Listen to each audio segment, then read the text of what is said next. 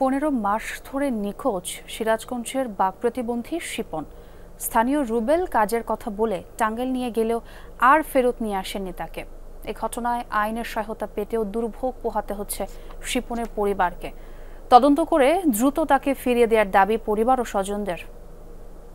Walton Washing Machine, simplifying life with hassle-free washing. বাক প্রতিবন্ধী বড় ভাই শিপন প্রায় 15 মাস ধরে নিখোঁজ তিনি।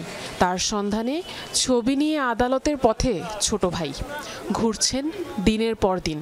একটা মানুষ নিখোঁজ হওয়ার পর এতদিন আইন কিভাবে ঝুলে রাখে?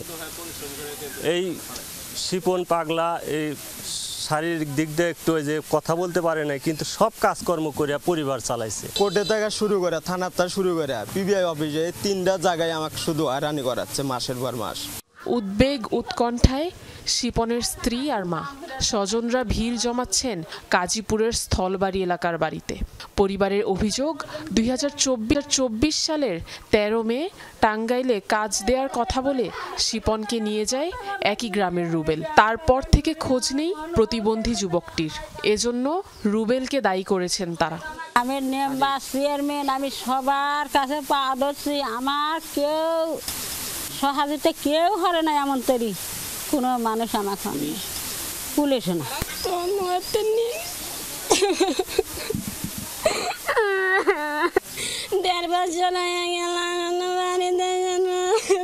বাড়িতে গিয়ে পাওয়া যায়নি অভিযুক্তকে।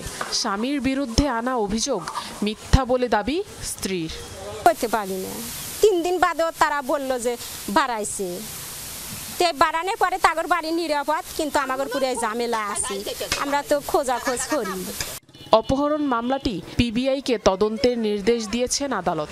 রুবেলকে এক দফা জিজ্ঞাসাবাদেও মেলেনি তথ্য। সিআর মামলা কোর্ট পিটিশন, আমরা এটা তদন্ত সাপেক্ষে কোর্টে এটা আমরা সত্যতা নিরূপণ করে আমরা এটা প্রতিবেদন জমা দেব। বর্তমানে বিষয়টি তদন্তনাধীন আছে। পেশায় দিনমজুর শিপন, 2 সন্তানের জনক তিনি।